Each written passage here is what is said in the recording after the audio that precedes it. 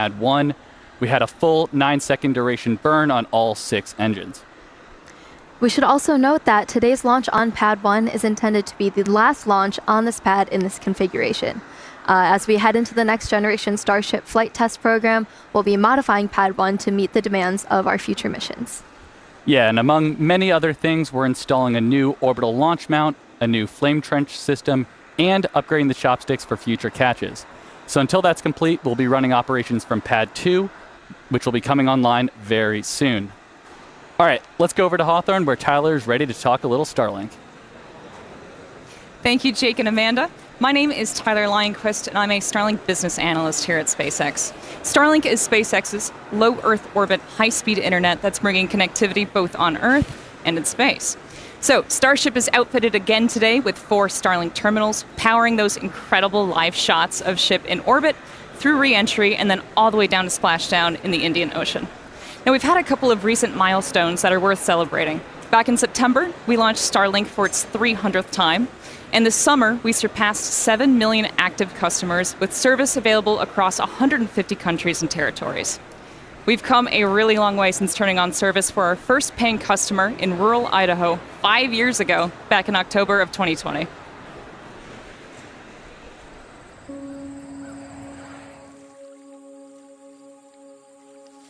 Maples are looking beautiful. I'm Wendy Layer. I live in Sandpoint, Idaho, and we are the first Starlink customers. With Starlink, we didn't have to compromise on where we live due to the lack of technology. The minute they turned it on, we could stream a movie, we could video chat, we could play games on the internet without a lot of lag. I changed jobs earlier this year, so now I actually have the ability to work remote. Here's my house. Program runs on the cloud. I can send anything I want out to get prices and designs. I like to bake, so I've been able to research recipes and try new things. Good day, go for a walk. Good day for a walk. We can live very rural, and yet we are connected to anybody like in the city.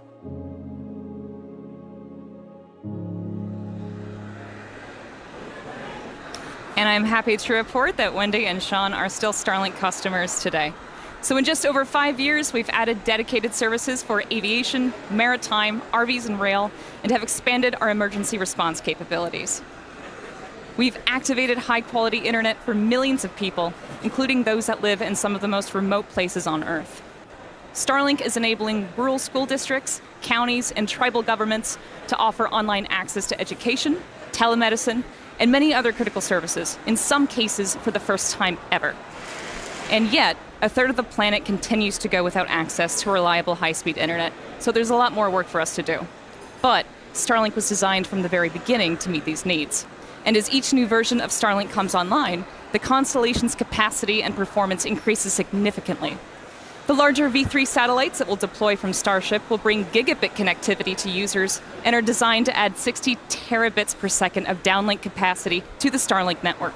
That's more than 20 times the capacity added with every V2 mini launch on the Falcon 9. And then on the cellular front, last month, SpaceX announced a deal that provides Starlink with exclusive spectrum for its next generation direct-to-cell satellites, which will be capable of providing broadband service to cell phones globally. Starlink is the largest 4G coverage provider on Earth. Over 7 million people across 5 continents already rely on Starlink to connect their LTE phones to data, voice, video and messaging, where terrestrial service is unavailable. So we're excited to have the opportunity to help close those coverage gaps and ultimately eliminate mobile dead zones around the world. So yeah, there's a lot happening with Starlink, and there's a lot more to come.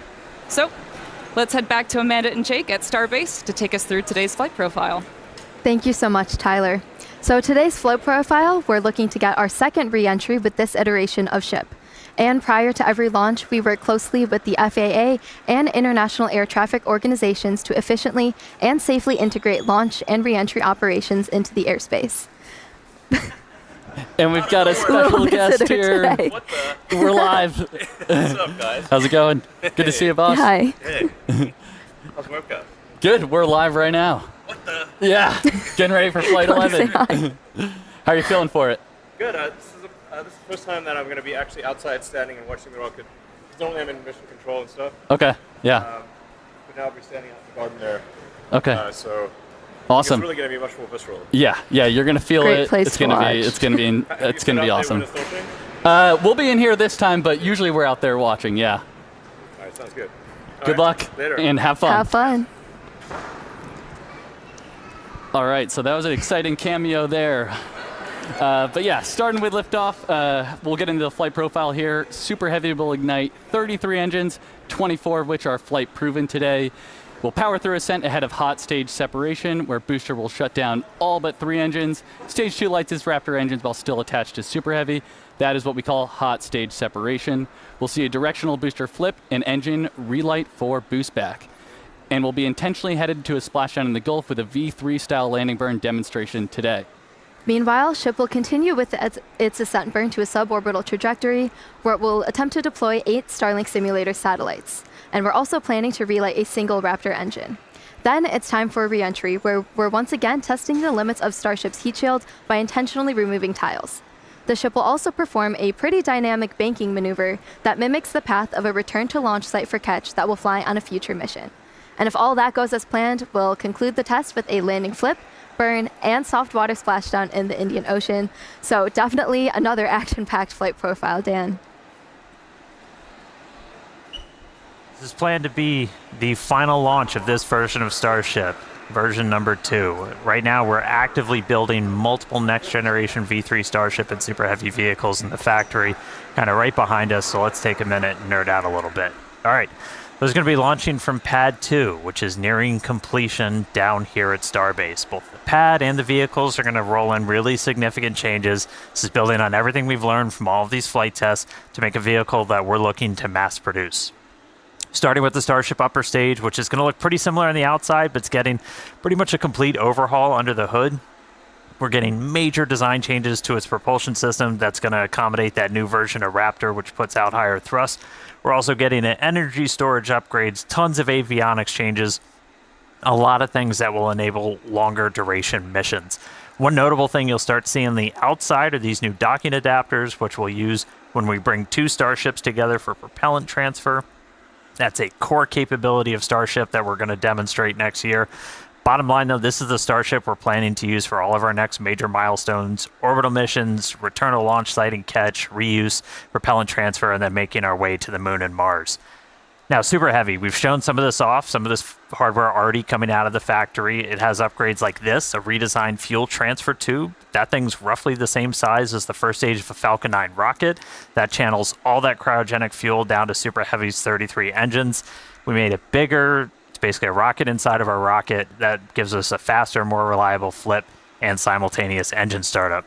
New booster also going to have an integrated hot stage, a lot more vent area, and it's designed to be fully reusable. Pressure from those engine plumes gets vented out, mostly offset just by the pressure in the fuel tank. That is the top of the fuel tank.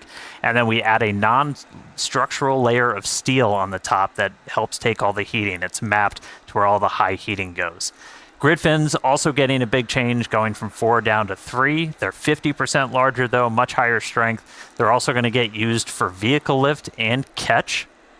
That's all made possible. There's a new catch point addition on those grid fins. We've also kind of reclocked their position on the booster. That aligns them with the catch arms.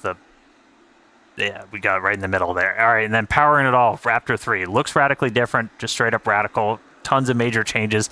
It's coming in higher thrust, dramatic reduction in parts, tons of control mechanisms moved inside. Our McGregor team's built some additional stands like this one, which essentially is the bottom of a Super Heavy booster, lets us do gimbal or steering tests. So that's been really exciting to see. We've also been getting vacuum versions of Raptor 3 into test. The first flight engines are already in production and are about to start acceptance testing for Flight 12. So a lot of exciting changes coming, and we're getting ready to mass produce everything, including one of the really key contributors to that rapid reusability, the heat shield tiles. Let's jump over to Tyler real quick in Hawthorne, who's got a really cool look at what's happening with tiles in Florida. Thank you, Dan. Indeed, Starship's heat shield is the linchpin to full and rapid reusability.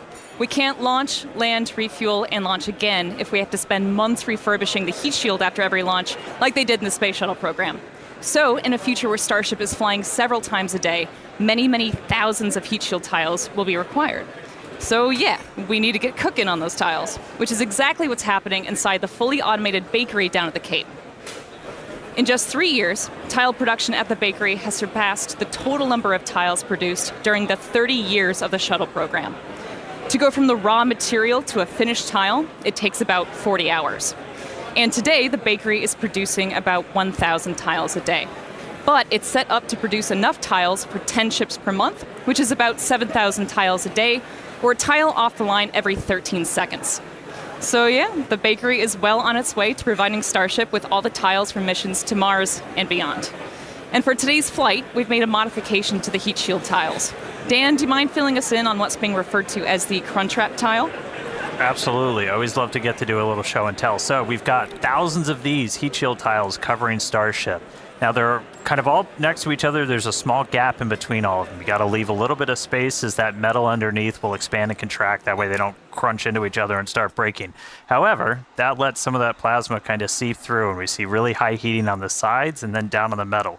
To help fix that, we have this, the crunch wrap that everyone has heard about. So we take essentially that's called Vulcan felt that we then wrap around. And so as these tiles are next to each other, you've got a small bit in between that's going to help offset that heating. It's just one of the ways we're continuing to iterate on this heat shield, getting towards rapid reusability. Hopefully it's going to help Starship live Moss.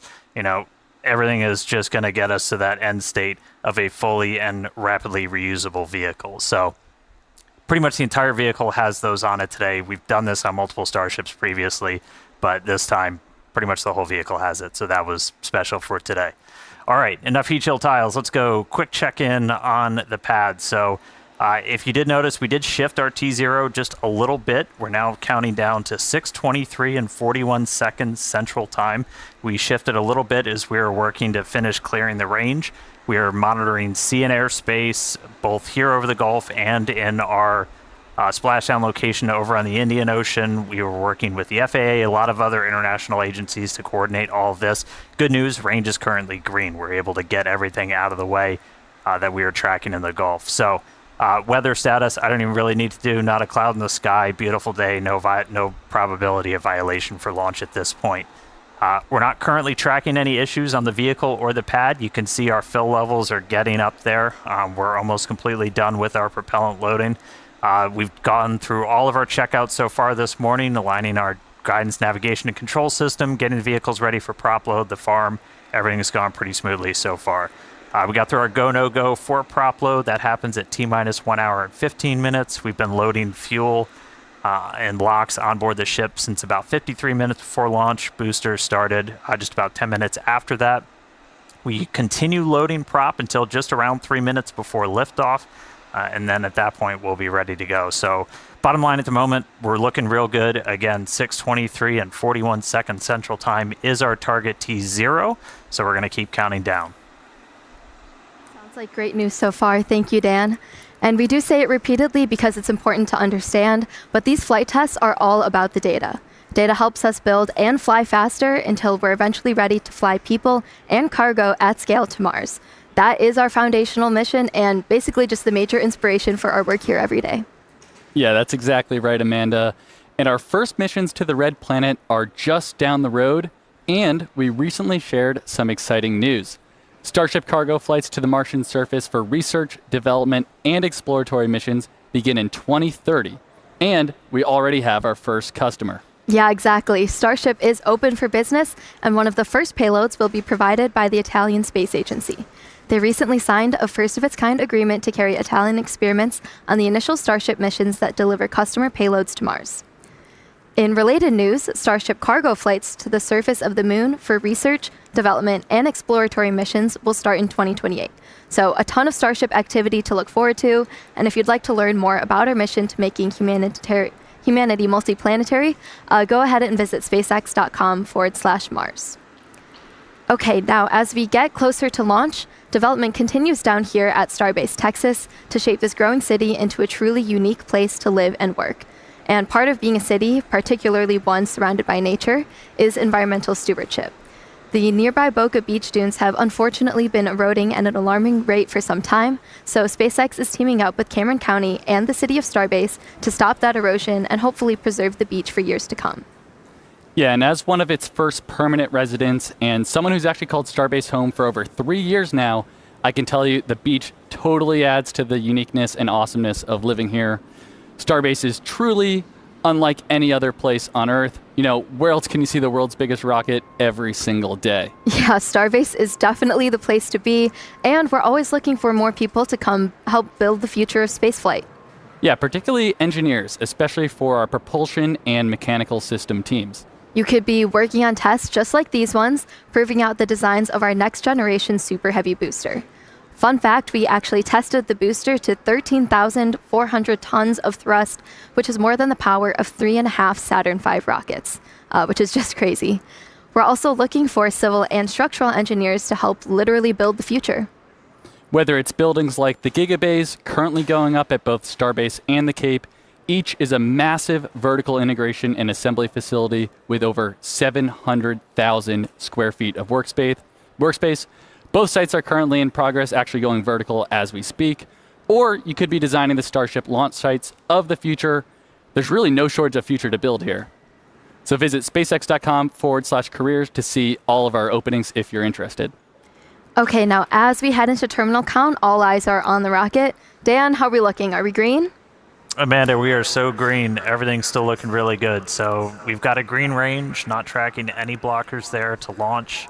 We're continuing to load prop on board the vehicle. We're just about to close out, so we'll close out, again, just about 3 minutes and 20 seconds before liftoff. We'll close out on ship, and then booster just about 30 seconds later. And then you end up with about 11 million pounds of liquid propellant on board those two stages. After we're fully loaded on the vehicle, the pad itself gets ready for launch. We do what's called pushbacks. We clear all that prop out of the lines in the tower and the feed system back into the tanks to get ready for launch. And then in the next couple of minutes, we're going to do our final GNC guidance, navigation, and control system alignment. We're going to arm the automatic flight safety system, and then we're going to do final kind of wiggle checks on the steering for the engines, which we might be able to catch a quick peek at as we get closer to those. If we need to hold, which we are not currently tracking a reason to, that would happen at T-minus 40 seconds. It's built into our countdown. We can pause and wait there for any final checkouts, anything that we need to hold for. Once we pass that T-minus 40 seconds, a number of events will occur in rapid succession. The ground spin and ignition systems come up to flight pressure, and ship switches to internal power. After that, the quick disconnect arm lockout is removed in preparation for retraction shortly after T0. Now, once we pass T-minus 40 seconds, if any problems come up, we do still have the ability to recycle the count under certain conditions back to T-minus 40 seconds and hold there to assess what happened and then see if we can proceed again to liftoff. Yep, however, once the water for the deflector system begins flowing at T-minus 10 seconds, any issue after that would be an automatic scrub for the day, as teams would need to refill the deflector's water tanks as well as the propellant storage tanks at the tank farm before making another attempt. All right, we are coming up on 3 minutes away from launch. You can see the frost line all the way up. We've just closed out prop load onto the ship. Booster coming up shortly. Yeah, in about 10 seconds, we'll finish loading prop on the booster, and then again, we'll have about 11 million pounds of that liquid oxygen, liquid methane on board the vehicles. Not currently tracking a reason to hold at T-minus 40. It can pop up at the last moment, or after we pass that gate. We can always hang out there for a couple of minutes if we need to. We do have some extra time. We're not constantly topping off the propellant in these vehicles, so we have about a 7-8 minute window where we can wait for any final issues to clear. We're not currently tracking a reason to hold there. Again, our range continues to be green as we look at sea and airspace both out over the Gulf and in our reentry zone out in the Indian Ocean. All right, 2 minutes, 15 seconds to go. A lot of things on tap for Flight 11. Planned to be the last launch of this version of Starship and Super Heavy. Once again, we're really focused on getting ship over to reentry. Once we get to that phase, we're going to dive in. There's a lot of exciting stuff that's going to be happening on our way back through and down to the ground, hopefully out in the Indian Ocean. Minute 45. Should hopefully be seeing. There's a quick wiggle check. Checking out the thrust vector control, the steering on the booster. We use those inner 13 engines. Doing their one final dance before the big show. And we'll do that one more time after we cross that T-minus 40 gate. All right, range continues to be green. Still not tracking any issues on vehicle or pad. 1 minute to go.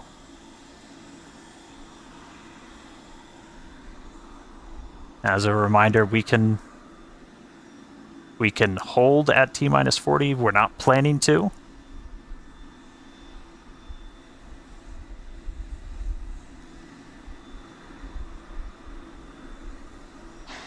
All right. We're through T-minus 40. Let's listen in. Flight Director Ty Huntington back in the seat. Take us through the final Flight seconds Directors, go until for launch.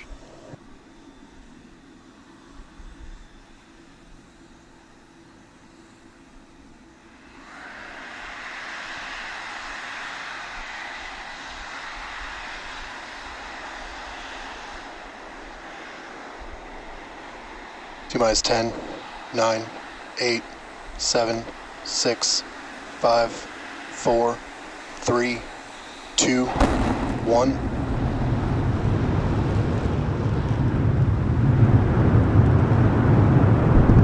We have liftoff. Go Super Heavy. Go Starship.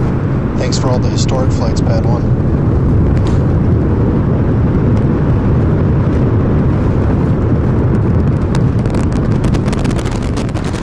Eagles pitching downrange. Booster Raptor chamber pressure nominal.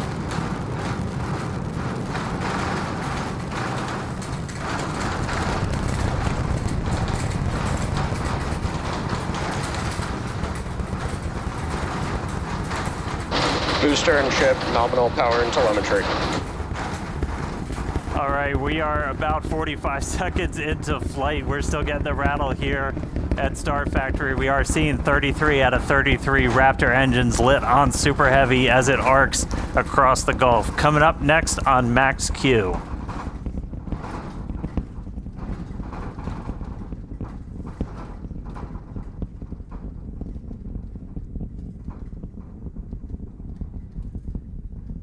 Max Q. So at this point, we've passed through that period of maximum aerodynamic pressure. The next thing we're looking forward to is going to be hot staging. So we've got 33 out of 33 Raptors lit. Super Heavy makes its way uphill. Hot staging is going to be coming up in just a little over a minute. At that point, we're going to see all but 3 of those Raptor engines on Super Heavy shut down. Our version of MECO. Most engines cut off instead of main engine. And then after that, we're going to release the clamps that are currently holding Starship to that hot stage adapter. It's then going to ignite its 6 Raptor engines to push it away from Super Heavy and then start making its flight uphill. So in about 30 seconds, we're going to see the engines start to shut down on Super Heavy. You'll see them kind of shut off in separate banks until we've just got those 3 center engines that never stop running for this process, and then looking for 6 ship Raptors. All right. MECO coming up in about 10 seconds.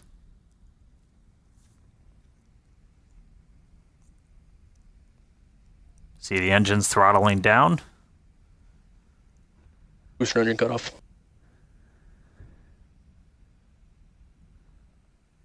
Ship ignition.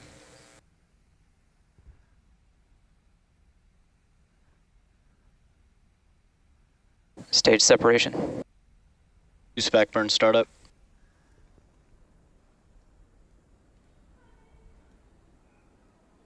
All right, successful hot staging maneuver. So we've got 12 of the 13 engines lit back up on boosters, so it's doing its boost back. Real excitingly, Ship though, chamber we've got pressure's 6 nominal. out of 6 Raptors lit on ship there, so it's now going to continue to make its ascent into outer space. Meanwhile, this boost back is happening. We're using those 13 engines, so everything, well, 12 out of the 13, and then we go down to 3, and then we're going to shut down for the end of boost back. That's sending Super Heavy back towards its planned splashdown zone in the Gulf. Right after we finish this boost back burn, we're also going to separate the hot stage. This will be the final time that we're doing this. All right, there's the end of the boost back burn. We should be seeing the hot stage. There.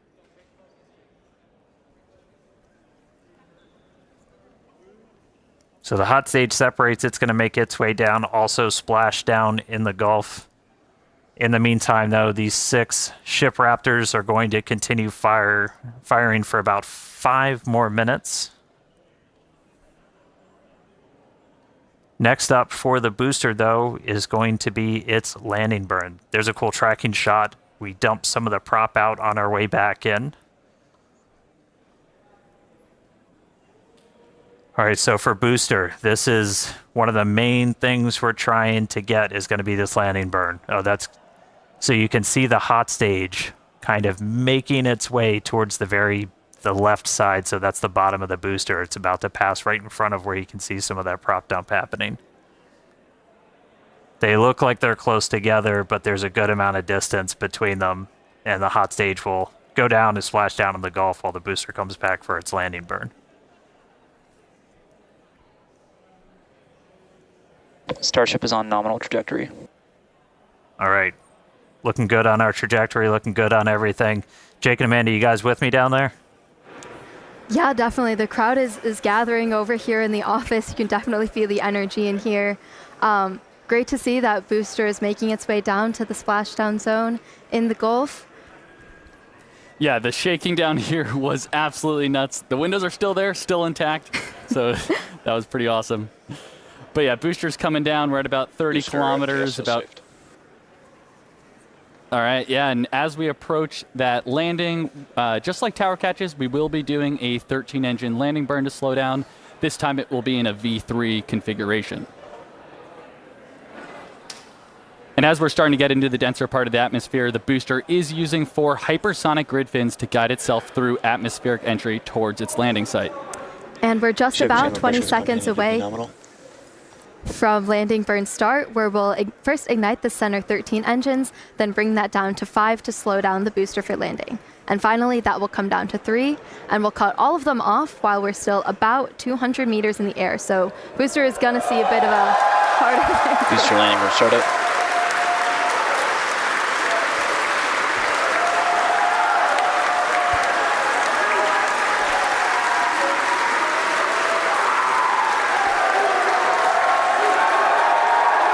Booster landing burn shutdown.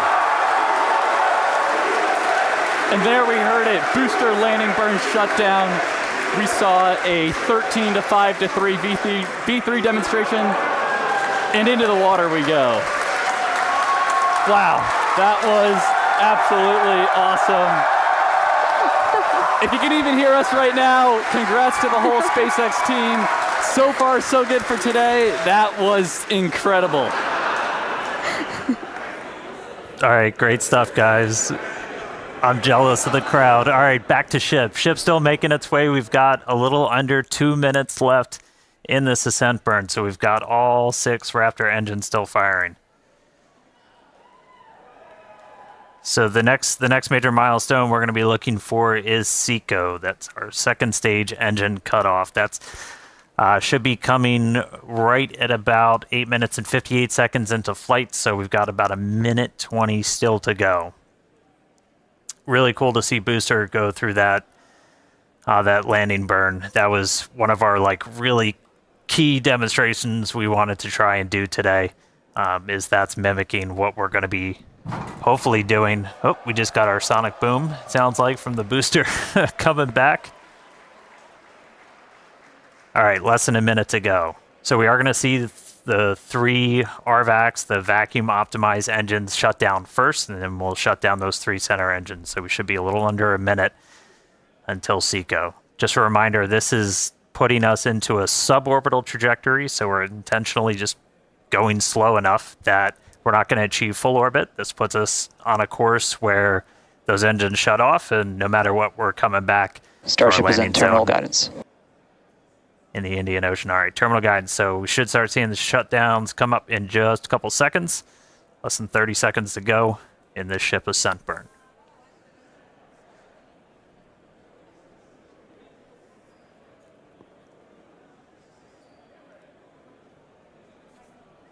All right, RVACs have shut off. 3 more to go.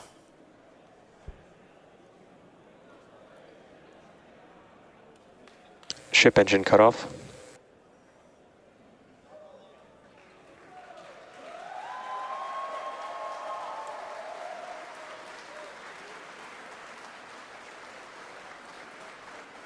All right, all ship Raptors have shut down. Nominal orbit insertion.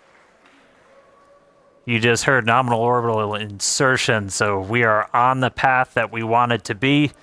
So we've got a ship back in space, a whole lot planned for it, lots more still to come. Great seeing Super Heavy make its way to the water, but I'm excited to see what ship can do in space. How's everybody doing down there?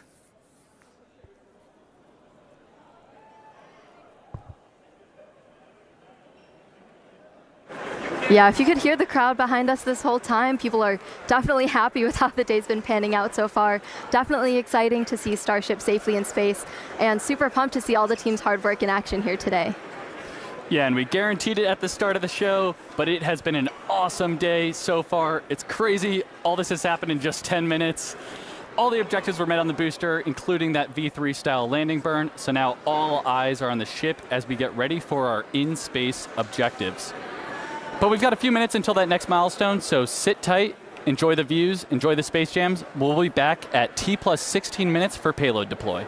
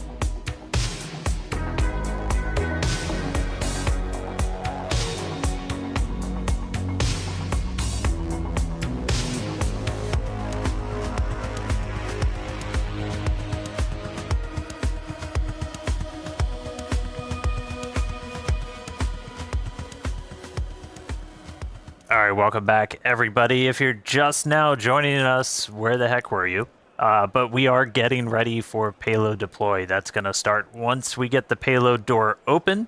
That should be happening, or at least starting, within the next minute or so. It's been a really cool flight so far. Quick look inside the payload. We've got 8 Starlink simulators getting ready to make their way into outer space.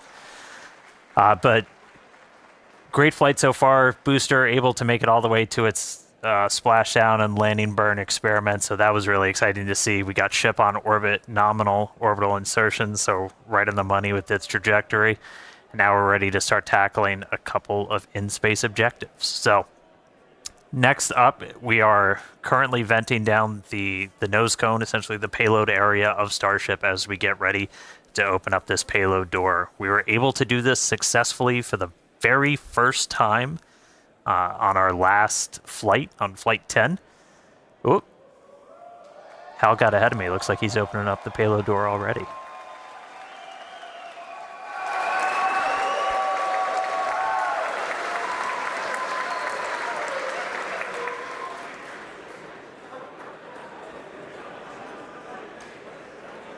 All right, looks like we got the door open.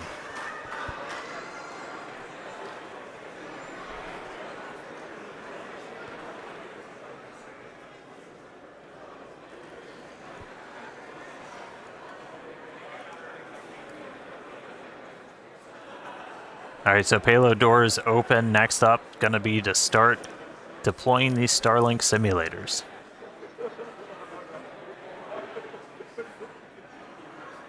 They are roughly the same size as the V3 Starlink satellites that Starship's going to be carrying.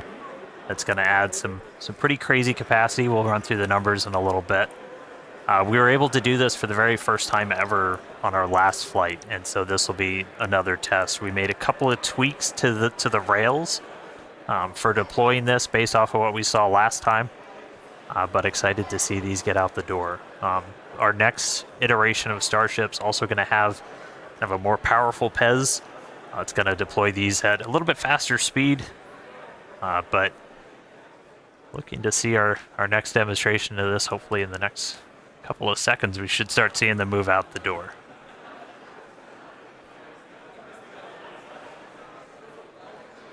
I mean, that view on your left, so you're basically, that would be if you were sitting at the very top of the nose cone looking down. So there's kind of a short stack. There's 4 on either side, so 8 total. When we start flying Starlinks, for their actual deploy missions, we're going to be carrying stacks of about 60. So much larger stack once we start flying these operationally, but still doing a little bit of a short just for this payload deployed today.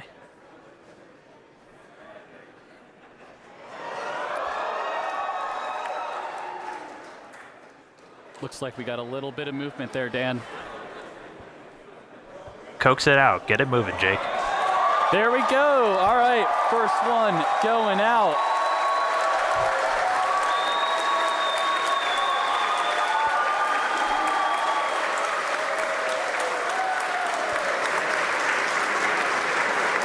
All right, first one's deployed. Getting ready for the second one here. We do a little reset back to the center position. Yeah, it takes about a minute for each one.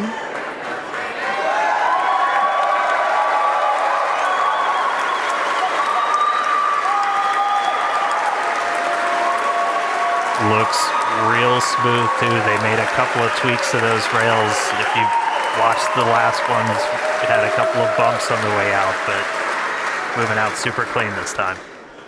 Yeah, and as noted earlier in the show, but definitely worth repeating, Starship will deploy Starlink's more advanced V3 satellites, adding 60 terabits per second of capacity to the network per launch. So that's 20 times more than each Falcon 9 launch does today. Just incredible.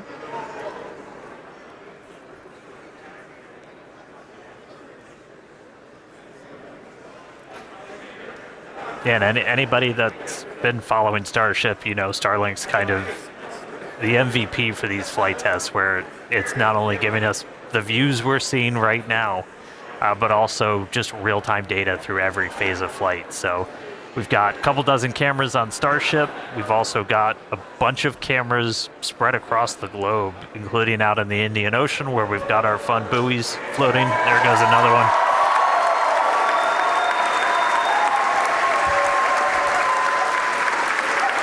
And I mean, we're using Starlink to bring all of this together. It's our drone shots you see here from our great team down here at Starbase, all connected. So Starlink not only giving us cool views off the planet, but also on the planet, help bring everybody along for all these Starship flights.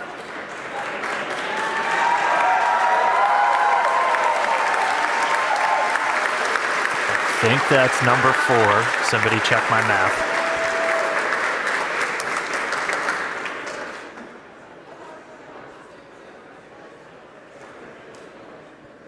Yeah, we've got 4 Starlink terminals on the outside of Starship. It uses that to talk to the constellation. And through that, we actually get about 120 megabits of bandwidth for our downlink. That's our real-time HD video, all of our telemetry. So it's not just kind of giving us these cool views inside, but it's giving all that engineering data in real time, including re-entry when normally a plasma layer builds up and blocks you out. Starlink, powerful enough of a frequency that we're able to kind of punch through that and still get that live view.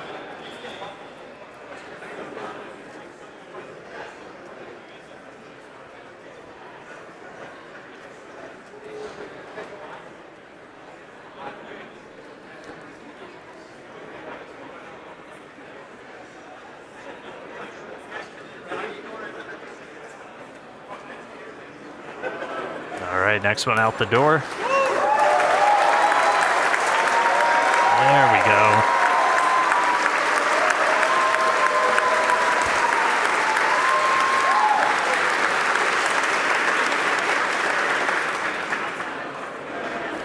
All right, yeah, Starlink is the world's largest satellite constellation operating in low Earth orbit to deliver high-speed, low-latency broadband internet.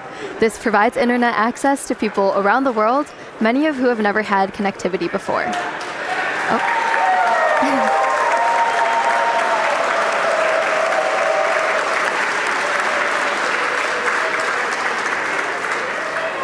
Right. Today, Starlink serves more than 150 countries, territories, and other markets with over 7 million active customers and counting.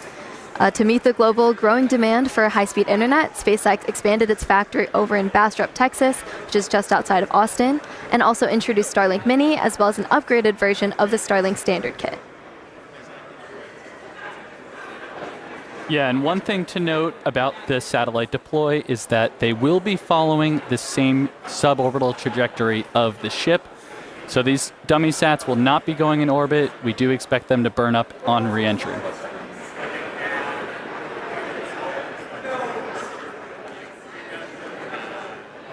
All right, couple more to go. I promise one of these days we'll deploy in daylight. But we're basically trading deploy in the dark so we get those re-entry views for the daytime.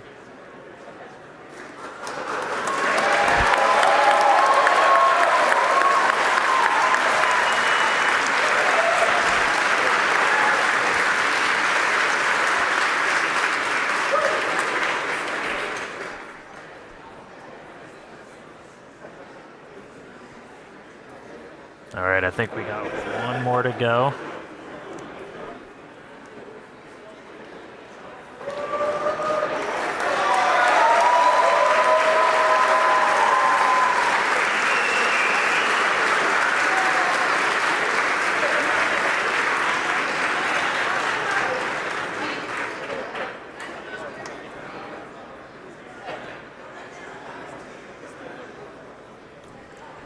All right, now with payload deploy complete, Starship will now close its payload door and continue to coast around Earth to the Indian Ocean.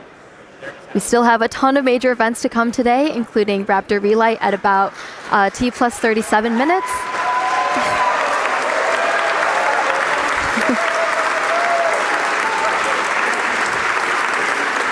That will be followed by atmospheric reentry and splashdown. So with that, we're going to go on another quick coast. Yeah, if you can hear us.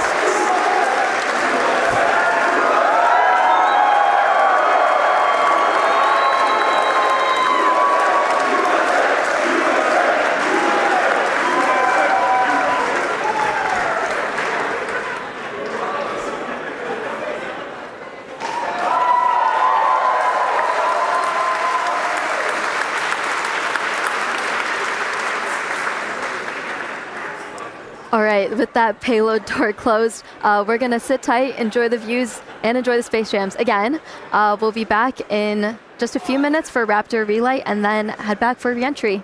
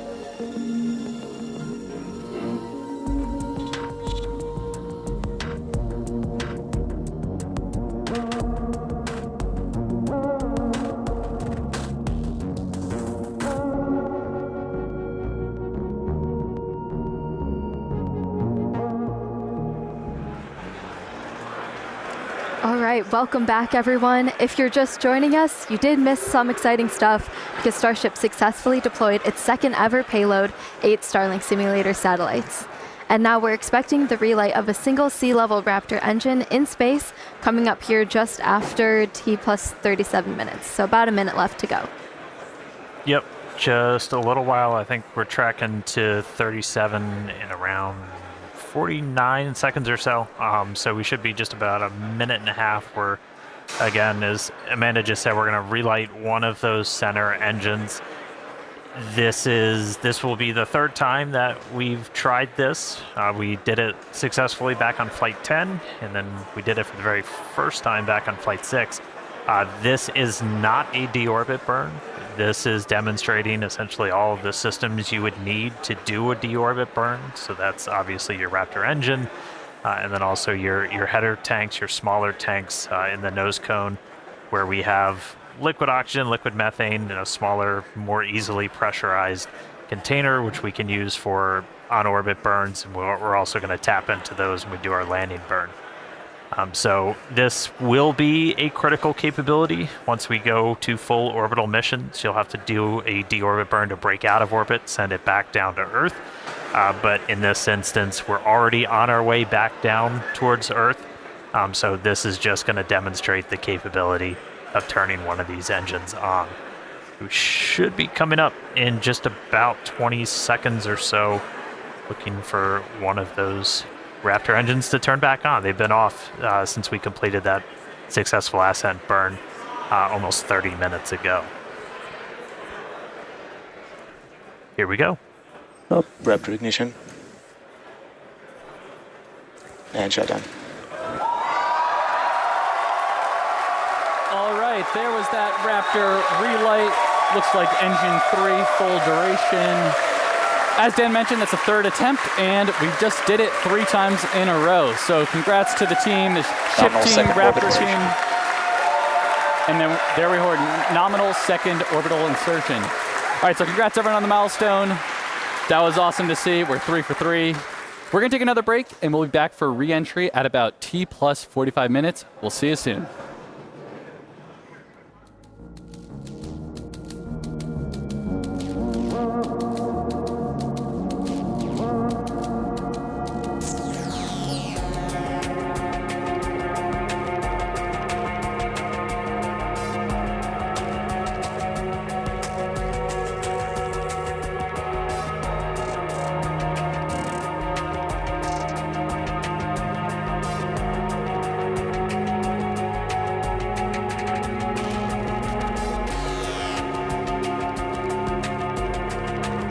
Starship is slewing for entry.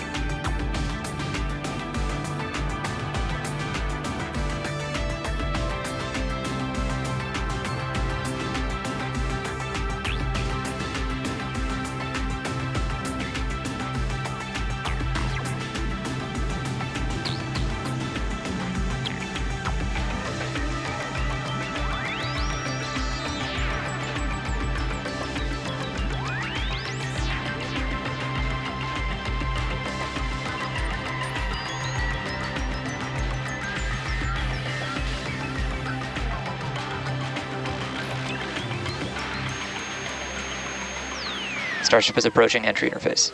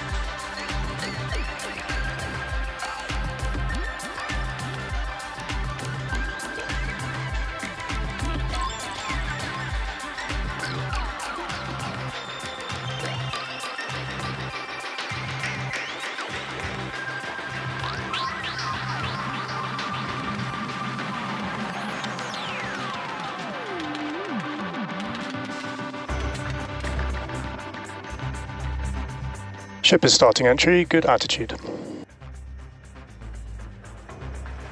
All right, welcome back, everyone. The ship is currently re-entering Earth's atmosphere.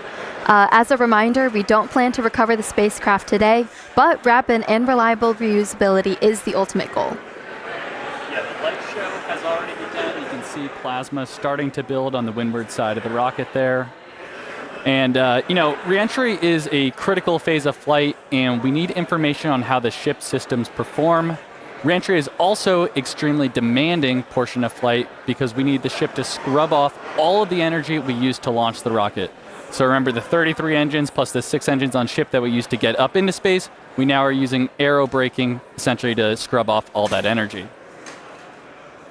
And of course, Starlink is a big part of this, giving us the views we have right now, and also letting us gather as much data as possible, which again is really the main reason why we do these flights. And the view we have right now is actually a really good example. As we mentioned at the beginning of the broadcast, we have some tiles on the leeward side of the flaps here, and we have some different mechanisms, some stud out, basically to see if these tiles will hang on. And we can see already here, it looks like we kept most of them, but I think I see a couple there that are no longer there, so the thermal team is definitely going to be digging into that and taking that data to help us iterate on V3. So yeah, Starlink provides us with one more path to collect data and help us rapidly iterate Starship's design.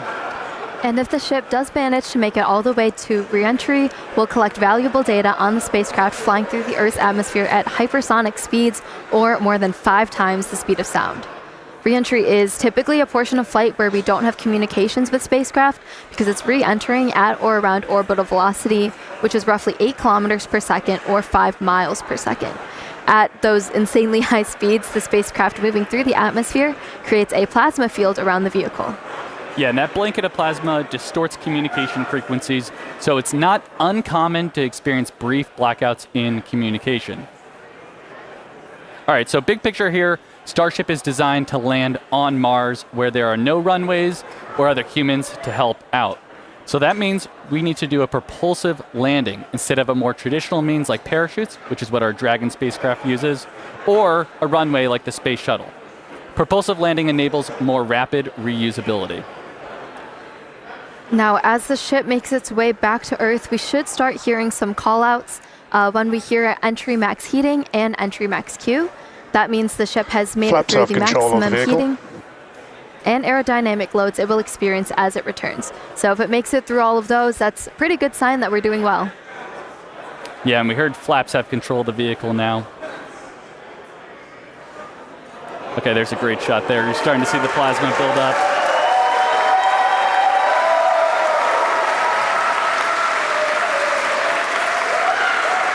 So we will hear a call out when the ship is transonic and then subsonic.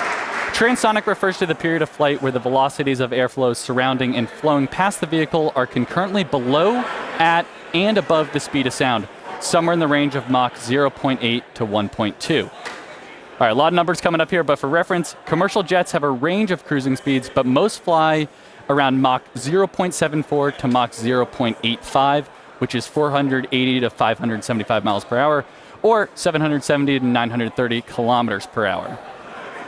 Right now, we're going a little over 26,000 kilometers per hour. So compare that to the airplane at 930. It's like pretty crazy how fast we're going here.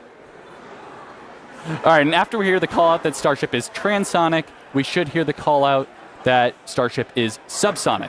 Subsonic, of course, refers to the speed that is much less than the speed of sound. So at that point, the ship's velocity will be starting to slow down, and we'll be looking a little bit more like some of our suborbital flights from, at this point, almost 5 years ago.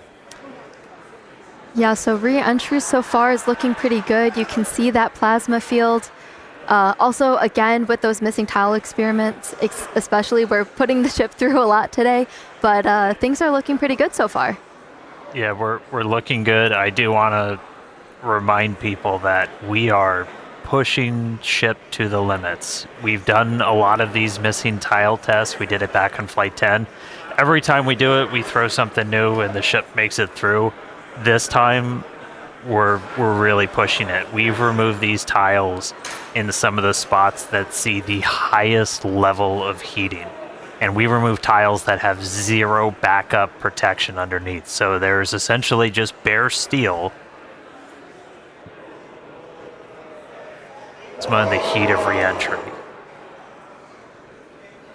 And so do not be surprised if this is not a very smooth flight on the way down. But again, this is intentional. We are trying to find what are the limits for ship. How resilient are we to these different issues that could pop up? If we lose a tile anywhere in the vehicle, we want to know what that ultimate impact is going to be. So we've got a couple missing. We had a bunch pulled over the primary fuel, the LOX tanks, everything. This one, we've got a tile missing right on top. So that's going to see some of the highest temperatures during this re-entry, and there's just bare steel right underneath it. So we're going to see if Starship's robust enough to pull through that. Also have some tiles missing around the aft flaps, specifically on the leading edge. So again, we're getting a really good look right at the leading edge. That's getting really intense heating. So again, gonna see if it can make it through. See if all the flaps hold on, see if Starship holds together. But definitely could be a bumpy ride, but this is why we're flying. This is why we're flying in this part of the world. This is why we're putting Starship through these flight tests to really understand what its limits are. So we can then move on to the next thing. Just going to be bringing ships back to the launch site for a catch. But for now, still on this suborbital, the light show continuing. Keep following it in. I think we got about 15 minutes until splashdown. Yeah, Dan, it looks, you can see our speed our speed indicator in the bottom left there. It looks like we're starting to scrub off velocity a little bit quicker. Ship is entering the peak heating phase of flight.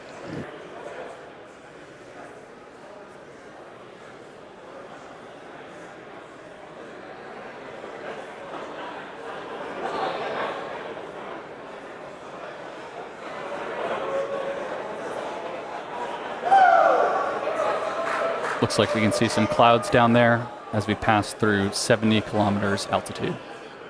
Yeah, the sun's starting to come up again. Ooh, there we go. There we go.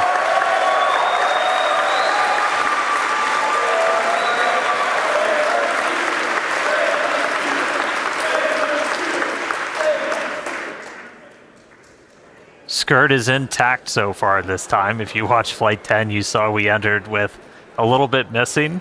That was ultimately traced to a little bit of buildup. We dumped prop on the way. We had a little bit of solid propellant buildup, and then either static discharge or the plasma ignited it, took out a tiny bit of that skirt, some of the aft flaps, but Starship, again, was able to fight through it, make it all the way to that landing burn.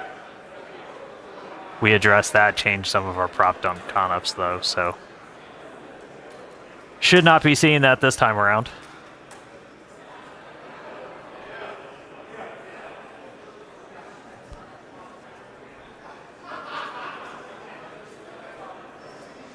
And as a reminder, in addition to these missing tile tests, we're doing kind of a unique flight on the way in. It's going to do what we call a banking maneuver. So while we're still going supersonic and even hypersonic, we're doing kind of a banking turn.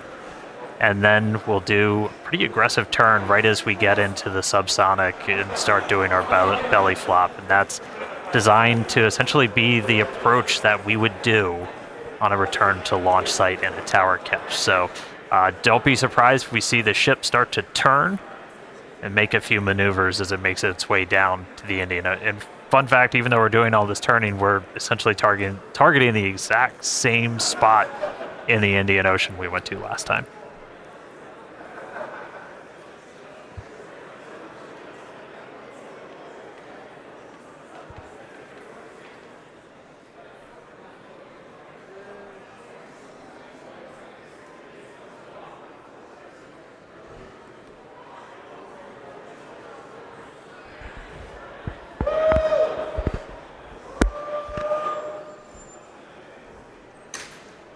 All right, just about 12 minutes to go. Still looking good. That gives a pretty good view of those aft flaps where, again, on the leading edge, I think it might be on the one on the other side, we had some tiles removed with no backups behind it. So again, we're really trying to stress some of the most sensitive areas around Starship, where basically if you lose a tile, it's the worst possible spot. And if we're able to make it through this, then that tells us quite a bit about just how resilient this vehicle is.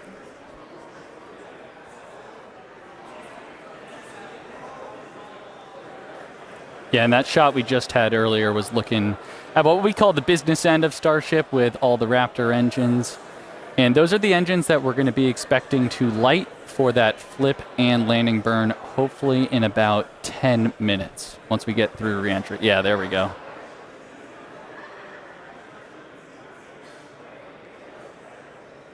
Yeah, looking at E3, that's the one we did the relight on. So it's 2 for 2 so far. We'll see if it can go 3 for 3. Yeah.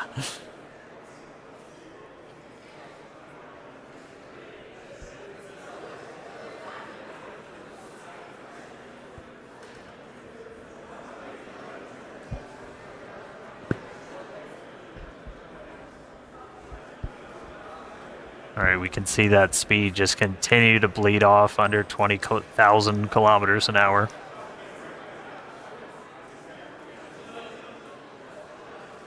Ship still holding together. Yeah, and if you look in the bottom right, looks like we've made it all the way to the Indian Ocean. We're coming up kind of near Australia, the west side of Australia there, so pretty crazy. We're only 56 minutes in, and we've made it all the way, halfway around the world.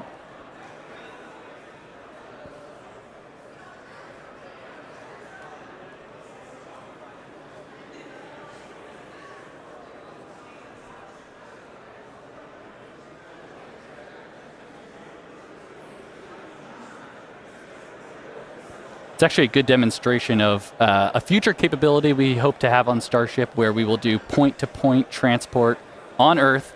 So essentially travel anywhere in the world in about an hour or so, which is going to be pretty crazy. Imagine going from New York to Sydney in 1 hour instead of the 20 hours it takes currently.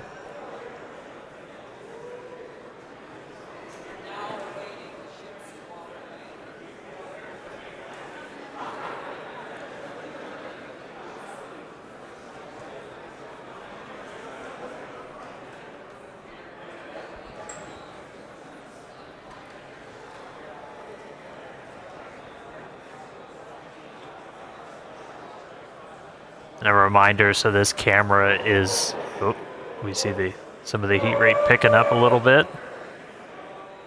And this camera is embedded right in the end of one of those forward flaps, so you see it moving around. That's the flap adjusting to maintain control.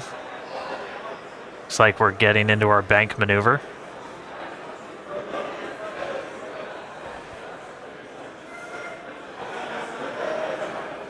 Now power sliding through the atmosphere. External temperatures are coming down.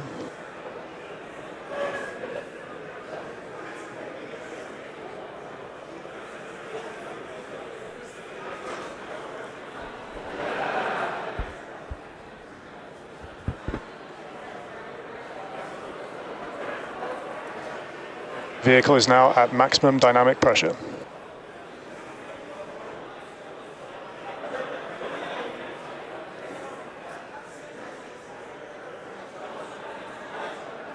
All right, that was basically our reverse max Q, so most aerodynamic stress that it's going to see during reentry, we just passed through it. So we're past that, we're past peak heating. Ship's still holding together. So we're currently in this bank maneuver. We're gonna see it kind of roll over and do a pretty significant shift as we get down closer to the subsonic speeds.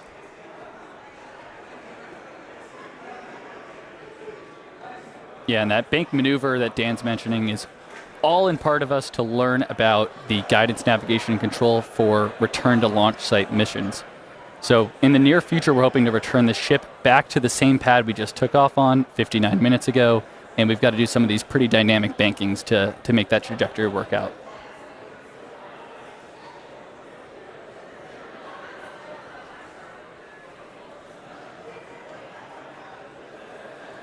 All right, the light show kind of calming down as we're starting to move into the lower parts of the atmosphere. We should hit transonic, so hitting that transition between moving faster than the speed of sound and below the speed of sound in just about 3.5 minutes.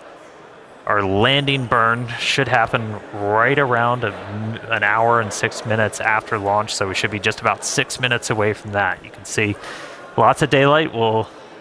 Everybody cross your fingers, see if our range team was able to get out there and provide any surprise views as Starship makes its way down. Oh, it's like they heard me.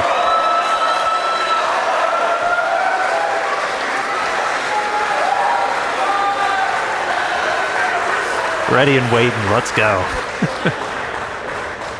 Dan, you just spoke that view into existence there.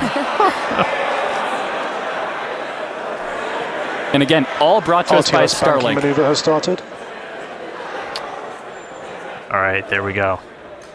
So we're now starting into our really heavy bank maneuver. Again, this does almost like a half circle loop to our actual trajectory. We're heading to the same exact splashdown point, but we're kind of doing a more roundabout way to get there, where it's this kind of big, long half moon loop and then a really aggressive and a twist right at the very end. And that would line us up with the launch tower. Starship, on a return to launch site, would fly over the tower, do a quick landing burn flip, and then come down for catching the arms.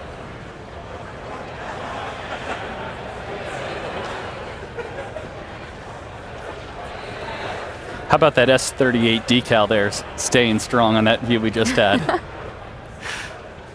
Good to see the numbers back on. Yeah. All right, should be hitting transonic in about 2.5 minutes. Landing flip coming up in about 4. Pretty clouds there in the Indian Ocean today. Again, yeah, we changed our launch times. We launch in the evening now, so we get these daytime views down in the Indian Ocean. One of the things we're really looking for, the reason we have the drone, other than, yeah, that looks really cool, is we're able to kind of see the ship. We can only see so much from these cameras. You can't see like the vast majority of the heat shield. So we throw these buoys out there. We've got there's... You spoke it again, Dan. There it is. They're playing with me in the control room. All right. But we have these buoys out there. We have these drones that we're trying to see externally how the heat shield held up. Everybody saw from Flight 10 it had a little bit of a paint job, a little bit of a reddish hue. That was from those metallic tiles that we had tested, kind of oxidizing really rapidly in that plasma and then spreading those little oxide particles all over the heat shield. No metal tiles on this flight, so not expecting to see that. Dynamic pressure is coming down.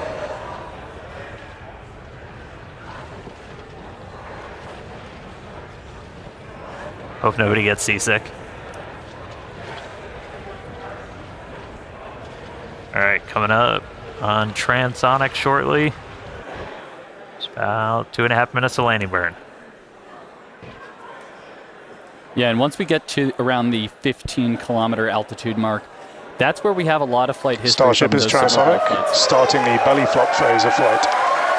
Yep, that belly flop phase that we perfected in the suborbital campaigns, we're entering that now.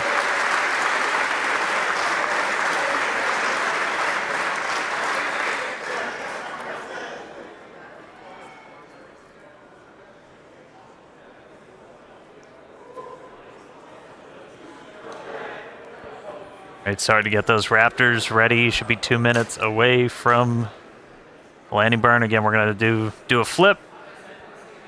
After we ignite those engines, we'll go from 3 down to 2 for the final phase of the landing burn and look for another soft splashdown, hopefully by our buoy and drone, which are hanging out, ready and waiting for a ship.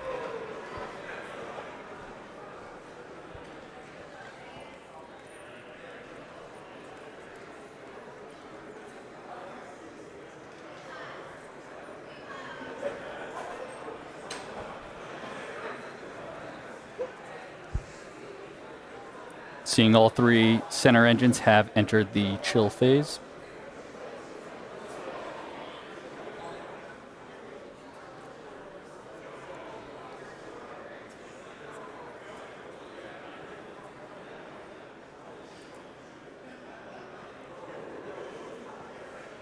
All right, less than a minute to go. The ship is making its turn for final approach. And here's this kind of aggressive final turn that would essentially position it so it's right behind the launch and catch tower.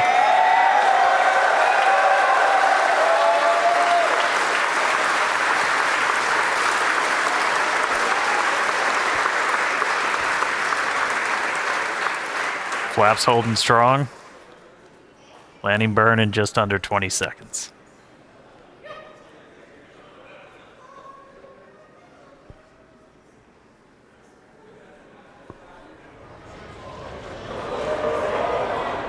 Ship landing startup.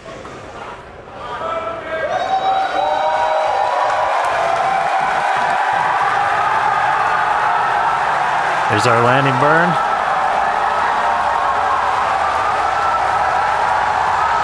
Three down to 2. Starship has landed.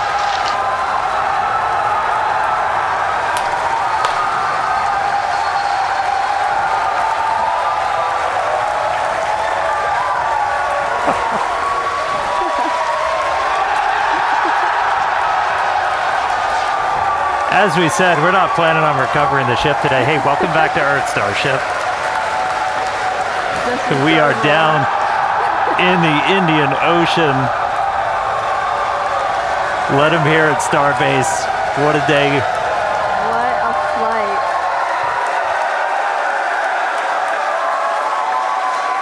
Oh. All right. Welcome back to Earth Ship. What a day. A whole lot more to go through. As you just saw, everybody here at Starbase pretty hyped. Hey, Tyler, out of Hawthorne, how's everybody holding up? Thank you, Dan. We had a fantastic time watching.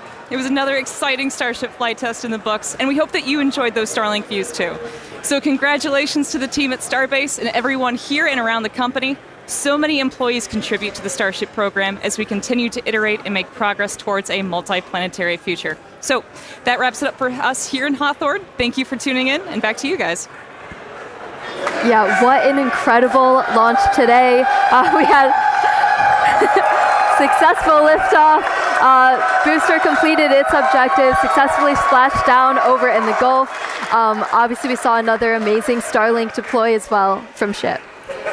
Yeah, we made it through that re-entry, testing all the different experience. We had missing tiles, gave us quite the light show. We had that Raptor relight, 3 for 3. That was ahead of re-entry, of course. And then that awesome splashdown that we just saw, including that dynamic banking maneuver to simulate RTLS when we returned to the launch site. So yeah, we promised maximum excitement, and Starship delivered. Definitely. Congrats to all our teammates at SpaceX and to everyone who's supporting the Starship program. And thank you to all our future customers for your support.